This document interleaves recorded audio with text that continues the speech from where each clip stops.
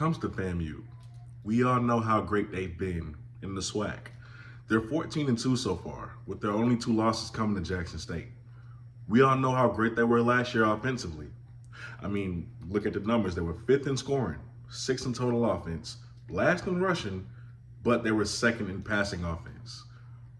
Shedeur Sanders is gone, so they now have the best quarterback in the SWAC. In this video, you're about to hear me say why I have the biggest expectations for FAMU and why I believe that everybody should have the biggest expectations for them as well. You see, heavy is the head that wears the crown. FAMU has done everything they needed to do in the offseason. They've got the major pieces. They've went out and they've recruited the guys, the right guys. They've retained the right players. They are primed for a great year this year. The expectation for them is Celebration Bowl. I believe, forget a lot of people, I believe that this is their best year to win it. When you're talking about, just statistically, this is their best year to win it. I'm going to tell you why. This offense that I'm about to break down, just the receiving core, the running back, and the quarterback, obviously who you know is Jeremy Musa, but when I break this down, y'all are going to see why, to me, they should be a top 2 offense again. This offense should score at will. This offense should move the chains. This offense should be the fastest in the SWAC. They have the pieces. So let's break this down. Number 1, you got the best quarterback in the SWAC in Jeremy Musa. That's undisputable right now. All right.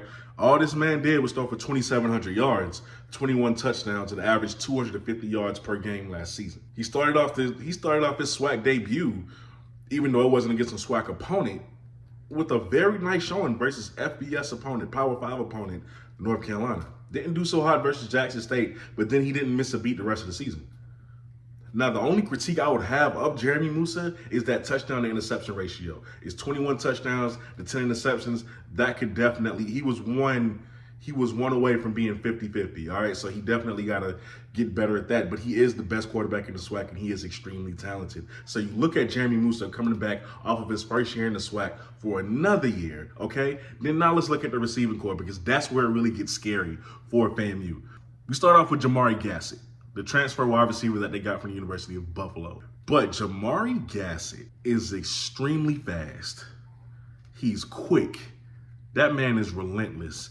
He gets upfield in a hurry. He doesn't waste time. This man wants yak yardage, and he's going to get it. That's why he fits the rack boy culture so well. The man has toe drag swag. The yak yardage, like I said, is insane. This is a guy who made an immediate impact for the Buffaloes as a true freshman at the FBS level in the MAC conference. And he ended up in his last season 3rd on the team in receiving with 28 catches for 347 yards, even though he played in 10 games, but he only started 3 of them. And he still finished that season 3rd on the team in receiving. And then you look at Jamari Shareed, who they brought back going into his final year of eligibility. Jamari Shareed came into the season last year a preseason Athlon Sports All-American and a Stats Perform All-American. He had 44 catches for 583 yards and 3 touchdowns and averaged 13.3 yards per catch, which was 6th in the SWAC overall in receiving. He was 6th in the SWAC overall in receiving. 3 of those guys who were ahead of him have either graduated or they've transferred out. So now you expect him to be top 3 at the very least. And here's the thing. Last year was very productive. The previous year, he was even more productive. So I don't know what happened with the drop-off. But the fact that on a down year, if you even want to call last year a down year, he was able to put up those kind of stats. I know he's going to be even better now because he's probably going to be the main target. And then you look at Kareem Burke, a guy who I have been so high on since he committed to FAMU. I have been so high on Kareem Burke. He was in my top 10 HBCU impact freshman last year. He's going to be a superstar in the SWAC.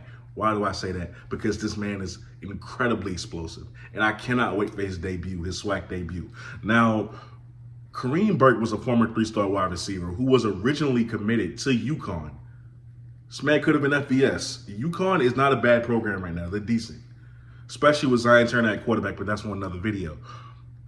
Kareem Burke is the definition of explosive. He is the definition of explosive. According to Willie Simmons, This man has made a big leap from his freshman season into his sophomore year. There's a reason why he wasn't redshirted. There's a reason why. There's a reason why he dressed out for those games. He's good. He's really good. On top of that, you look at the weight thing. That's important. He got a lot bigger since he stepped on campus at FAMU. Came in at like 162. A few months later, he reported at 177. And I expect him to be in the 180 area now. That's going to only help him, adding that muscle to his frame. He looks a lot bigger than when he first came in. Kareem Burke is another guy who has incredible hands, who you better make sure you have a short tackler on him, because one person isn't going to bring him down most likely. He's relentless. He is relentless. He reminds me of Deebo Samuel after he catches that ball, man. He relentless. And then you look at David Manigo, last but not least. But you look at David Manigo. Going into his last year of eligibility, 23 receptions, 368 yards, averages 16 yards a catch last season. He's the guy who's going to move the chains. He's the guy who's going to just keep the ball moving, who's going to keep the drive going. That's what he is. And then I'm going to take you back to the beginning of the video when I said that they were last in rushing last year. That should change as well. My expectation is not only for them to have the best passing attack or be top 2 in that area, but they shouldn't be last in rushing. They should not be last in the rushing. Number one, Cardell Thomas, TJ Demas on that offensive line. I mean, come on, those two are just, they're extremely talented individuals on the offensive line. That should help out a lot. Number two, Jaquez is one of the biggest additions in the SWAC to me. Nobody wants to tackle a 6'2", 236-pound running back consistently. This man is almost 240 pounds. All muscle. He's not fat. Nobody wants to tackle that consistently. Nobody. He can get a full head of steam if he breaks loose, but he's a downhill runner. This is a man who, at the FBS level as a walk-on, mind you, wasn't a scholarship player. This man averaged 4 yards a carry. Listen, as a guy who talks about all of these schools, I have to say, man, my expectations for FAMU are through the roof. Talented. That's how it goes in sports. When you are that team, when you are that talented, expectations come with it. So FAMU, y'all should have, and I'm sure y'all are, but y'all should embrace this. Willie Simmons has to win this year. He has to win. 14-2 is amazing to just step in the SWAC and do that. Absolutely amazing. But the one common denominator is Jackson State. He's going to have to win that game. Sooner rather than later. He's going to have to win that game.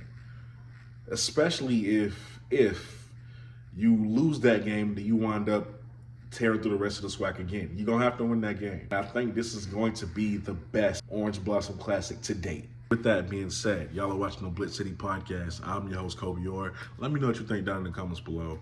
I'm out.